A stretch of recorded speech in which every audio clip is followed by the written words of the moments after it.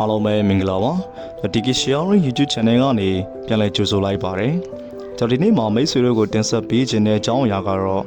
ကမ္ဘာအသက်ငယ်ဆုံးငြိမ်းချမ်းရေး Nobel ဆုရှင်မလာလာရူဆက်ဇိုင်းရဲ့အကြောင်းကိုတင်ဆက်ပေးတော့ကျွန်တော်ပဲဖြစ်ပါတယ်မလာလာရူဆက်ဇိုင်းဟာ1998ခုနှစ်ဇူလိုင်လ12ရက်နေ့မှာပါကစ္စတန်နိုင်ငံမှာမွေးဖွားခဲ့တဲ့သူတူပဲဖြစ်ပါတယ်သူမရဲ့ငယ်စဉ်ကလေးဘဝအစနဲ့လှုပ်ရှားမှုတွေကိုပြောရမယ်ဆိုရင်တော့မလာလာရူဆက်ဇိုင်းဟာပါကစ္စတန်ရဲ့ဆော့ဂျိုင်ဝမ်ဒေသမှာကြီးပြင်းခဲ့တဲ့သူတူဖြစ်ပြီးသူမရဲ့ဖခင်ဖြစ်သူဇီယာရင်ရူဆက်ဇိုင်းဟာပြာရေးဆိုင်ရာလှုပ်ရှားသူတူဖြစ်ပြီးမိန်းကလေးငယ်တွေရဲ့ပညာသင်ကြားရေးကိုအထူးအားပေးခဲ့တဲ့သူတူပဲဖြစ်ပါတယ်ဒီလိုနဲ့2009ခုနှစ်မှာအသက်17နှစ်အရွယ်မလာလာက BBC အတွက်ဂူမာခိုင်းကလောင်မီနဲ့ပါကစ္စတန်နေမှာတာလီဘန်အုပ်စိုးစဉ်ကမိန်းကလေးပညာရေးတားဆီးမှုတွေနဲ့သူမရဲ့နေ့စဉ်ဘဝအကြောင်းတွေကိုဘလော့ဖြင့်ရေးသားခဲ့ပါတယ်မလာလာရူဆက်ဇိုင်းဟာမိန်းကလေးတိုင်းအတွက်အထူးသဖြင့်ပါကစ္စတန်နိုင်ငံဆွမ်ဂျိုင်ဝမ်ဒေသမှာရှိတဲ့မိန်းကလေးငယ်တွေပညာသင်ယူခွင့်ရရှိရေးအတွက်ရဲဝံ့စွာအတန်ထွက်ပြောဆိုခဲ့တဲ့သူတူပဲဖြစ်ပါတယ်။သူမတောင်းဆိုခဲ့တဲ့အဓိကအချက်တွေကတော့နံပါတ်1မိန်းကလေးငယ်တွေရဲ့ကျောင်းတွေခွင့်ရရှိရေးဖြစ်ပါတယ်။2009ခုနှစ်ခန့်က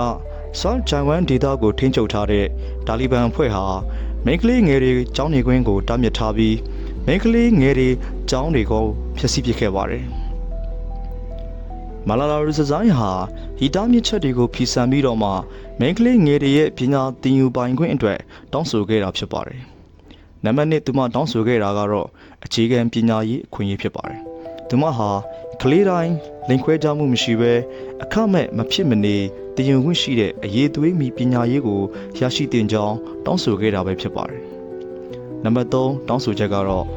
စာပေချင်းနဲ့ဘုဒ္ဓရယူလိုခြင်းအတွက်လွတ်လပ်ခွင့်ပဲဖြစ်ပါတယ်။ BBC အတွက်သူမရေးသားခဲ့တဲ့ online diary မှာတာလီဘန်အုပ်ချုပ်မှုအောက်မှာကျောင်းသွားဖို့အတွက်ကြောက်ရွံ့နေရတဲ့ဘဝတွေစာအုပ်စာပေတွေဖျက်ဆီးခံရခြင်းကြောင့်ပဲဖြစ်ပါတယ်။ဒီတောင်းဆိုမှုတွေဟာတရားမျှတမှုနဲ့တန်းတူအခွင့်အရေးရရှိရေးအတွက်တောင်းဆိုခဲ့တာဖြစ်ပေမဲ့လည်းတာလီဘန်အဖွဲ့ရဲ့ရှေးရိုးဆွဲအယူအဆတွေနဲ့ဆန့်ကျင်ဘက်ဖြစ်လို့နေပါတယ်။အထူးသဖြင့်တော့မိန်းကလေးငယ်တွေရဲ့လူမှုရေးနဲ့ပညာရေးနေရာယူမှုကိုကန့်သတ်လိုတဲ့ရည်ရွယ်ချက်နဲ့မလာလာရဲ့တိုက်တွန်းမှုတွေဟာပြင်းထန်စွာဆန့်ကျင်နေခဲ့ပါတယ်။ဒီလိုမလာလာရဲ့လှုပ်ရှားမှုတွေဟာနိုင်ငံတကာမီဒီယာတွေရဲ့အာရုံစူးစိုက်မှုကိုရရှိလာခြင်းကတာလီဘန်အဖွဲ့အတွက်ခြိမ်းခြောက်မှုတစ်ခုဖြစ်လာခဲ့ပါတယ်။ဒါကြောင့်ပဲ2012ခုနှစ်အောက်တိုဘာ9ရက်နေ့မှာကျောင်းကအပြန်လမ်းမှာတာလီဘန်အဖွဲ့ကနေမလာလာရဲ့ဦးခေါင်းကိုတနက်ဖြန်ပစ်ခတ်ခဲ့ပါတယ်။ဒီပစ်ခတ်မှုဟာမိန်းကလေးငယ်တွေရဲ့ပညာရေးနဲ့လူအခွင့်အရေးအတွက်သူမဆောင်ရွက်နေတဲ့လှုပ်ရှားမှုတွေကိုနှောက်ယှက်ဖျက်ဆီးလိုတဲ့ရည်ရွယ်ချက်နဲ့လှုပ်ဆောင်ခဲ့တာဖြစ်ပါတယ်။အဲ့ဒီပြစ်ခတ်မှုကြောင့်မလာလာဟာပြင်းထန်စွာဒဏ်ရာရရှိခဲ့ပြီးဘရန်ဂျီမြို့မှာရှိတဲ့စစ်ဆေးရေးဆေးရုံမှာအရေးပေါ်ကုသမှုခံယူခဲ့ရပါတယ်။နောက်ပိုင်းမှာ UK ဘာမင်ဂမ်မြို့မှာရှိတဲ့ Queen Elizabeth Hospital ကိုပြောင်းရွှေ့ကုသခံခဲ့ရပါတယ်။တာလီဘန်တွေအတွက်ကတော့ကံမကောင်းစွာနဲ့ပဲလှုပ်ကြံပြစ်ခတ်မှုမှာမလာလာကိုတေးကြီးပျက်စီးစေဖို့အတွက်ရည်ရွယ်ခဲ့တော်လဲပဲ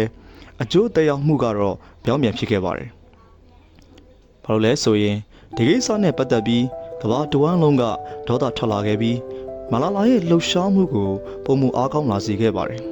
။ပြင်းထန်တဲ့ခွဲစိတ်ကူးသားမှုတွေအပြီးမှာမလာလာတယောက်ပြန်လည်တက်တာလို့လာခဲ့ပါတယ်။2013ခုနှစ်မှာမလာလာစီမံကိန်းမလာလာဖန်ကိုတည်ထောင်ပြီးကမ္ဘာတဝန်းလုံးမှာရှိတဲ့မိန်းကလေးငယ်တွေရဲ့ပညာရေးအခွင့်အလမ်းတွေဆက်လက်တိုက်ပွဲဝင်ခဲ့ပါတယ်။ဒီလိုမျိုးကလေးငယ်တွေနဲ့လူငယ်တွေရဲ့ဖိနှိပ်ခံရမှုအားလုံးကိုတွန်းလှန်ရန်နဲ့ကလေးငယ်တွေအတွက်ပညာရေးသင်ယူပိုင်ခွင့်မြင့်တင်ဖို့အတွက်သူမရဲ့ရဲရင်တဲ့ကြိုးပမ်းမှုတွေအတွက်ကြောင့်ပဲသူမအသက်18နှစ်အရွယ်2014ခုနှစ်အောက်တိုဘာ10ရက်နေ့မှာ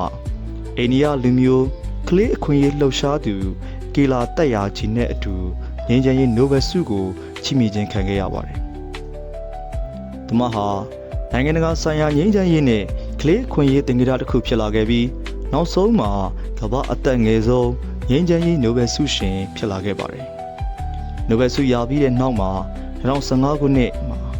သူမရဲ့ I am Malala အမည်ရှိတဲ့အထုပ်တိစာအုပ်ကိုထုတ်ဝေခဲ့ပါတယ်။ဒါပြင် Oxford တက္ကသိုလ်မှာလည်းပဲတသနိကဗေဒနိုင်ငံရေးနဲ့စီးပွားရေးဘာသာရပ်တွေနဲ့ပညာဆက်လက်သင်ယူခဲ့ပါတယ်။ထို့နောက်ကမ္ဘာနိုင်ငံခေါင်းဆောင်တွေနဲ့တွေ့ဆုံကမင်္ဂလိပညာရေးအခွင့်အရေးကိုဆွေးနွေးခဲ့ပါတယ်။2021ခုနှစ်အရောက်မှာတော့ UN ရဲ့ငြိမ်းချမ်းရေးတန်တမန်ဖြစ်ခန့်ကျင်ခံခဲ့ရပါတယ်။တမရဲ့လှုပ်ဆောင်မှုကြောင့်ပဲကမ္ဘာလုံးမှာရှိတဲ့ကလေးငယ်တန်း130ခန့်ဟာပညာရေးကနေကင်းကွာနေဆဲဖြစ်ကြောင်းကိုတတိပေးတယ်လို့ဖြစ်လာခဲ့ပါတယ်။တမရဲ့လှုပ်ရှားမှုကြောင့်ပဲပါကစ္စတန်ဆိုရဟာပထမဆုံးအကြိမ်ပညာရေးဥပဒေကိုပြဋ္ဌာန်းနိုင်ခဲ့ပါတယ်။ဒါကြောင့်တမရဲ့ရဲဝံ့မှုနဲ့လှုပ်ရှားမှုတွေဟာကမ္ဘာလုံးမှာရှိတဲ့လူငယ်တွေအတွက်တော့စံနမူနာတစ်ခုဖြစ်လာခဲ့ပါတယ်။မလာလာဟာယခုအခါမှာ UK မှာနေထိုင်လျက်ရှိပြီးမလာလာစီမံကိန်းကနေတဆင့်ကမ္ဘာတဝန်းလုံးမှာရှိတဲ့မိန်းကလေးငယ်တွေရဲ့ပညာရေးအတွက်ဆက်လက်လှုပ်ရှားနေဆဲပဲဖြစ်ပါတယ်။နောက်ဆုံးအနေနဲ့ပြောရရင်မလာလာဟာမိန်းကလေးငယ်တွေရဲ့အခြေခံသင်ယူပိုင်ခွင့်ကိုတောင်းဆိုခဲ့တာကြောင့်ရန်သူတွေရဲ့ဖြစ်မှတ်ဖြစ်ခဲ့ရပြီးသူမရဲ့ရဲဝံ့မှုဟာကမ္ဘာတဝန်းလုံးမှာရှိတဲ့လူငယ်တွေကိုဖိနှိပ်မှုကိုရင်ဆိုင်ရတဲ့စိတ်အားထက်သန်မှုတွေကိုမိမောင်းထိုးပေးခဲ့တာပဲဖြစ်ပါတယ်။မလာလာရီဆဇိုင်းရဲ့ဘဝနဲ့လှုပ်ရှားမှုတွေဟာလူငယ်တူရဲ့စိတ်ဓာတ်နဲ့ဇွဲလုံးလားဖြစ်ကဘာကြီးကိုပြောင်းလဲနိုင်တဲ့ဆိုတဲ့အကြောင်းအများကြီးသက်သေပြနေတဲ့ဆိုတာကတော့အသေးချာပဲဖြစ်ပါတယ်ကျွန်တော်ဒီနေ့တင်ဆက်ပေးခဲ့တဲ့မလာလာရီဆဇိုင်းရဲ့ဘဝအကြောင်းအရာကိုအစားအဆုံးနားဆင်ပေးခဲ့တဲ့အတွက်ကြောင့်ကျွန်တော်ရဲ့မိတ်ဆွေအားလုံးကိုကျေးဇူးအထူးပဲတင်ရှိပါတယ်ခင်ဗျာနောက်နေမှာလဲအခုလိုမိတ်ဆွေတို့အတွက်ဘုဒ္ဓတရစီမဲ့အကြောင်းအရာတွေကိုဆက်လက်ဝေမျှပေးသွားမှာဖြစ်တဲ့အတွက်ကြောင့်ကျွန်တော်ရဲ့ channel လေးကို like and subscribe လုပ်ထားပေးဖို့အတွက်လည်းတောင်းဆိုလိုက်ပါတယ်ကြည့်ရှုအားပေးကြတဲ့သူတို့တယောက်ချင်းစီကိုကျေးဇူးအထူးပဲတင်ရှိပါတယ်ခင်ဗျာ